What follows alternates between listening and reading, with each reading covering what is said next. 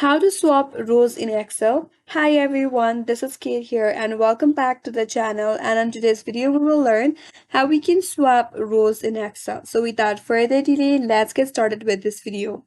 So here on my Excel, I have the first row, second row and the third row. In the same manner, open up your Excel where you want to swap your rows on. So first of all, select one of the row at the top. Press Shift key in your keyboard. After that, you have to hover over to the cell until you see this four directions, this pointing to four directions icon, and then you have to press or click on it and then drag it to place or to swap or to the cell where you want to swap it with. So there you can see now the cells or the rows has been swapped. Or in case if this method is not working for you, then what you can do is select the row that you want to swap, right click on it, and then head towards cut. After that, select the row where you want to swap it to.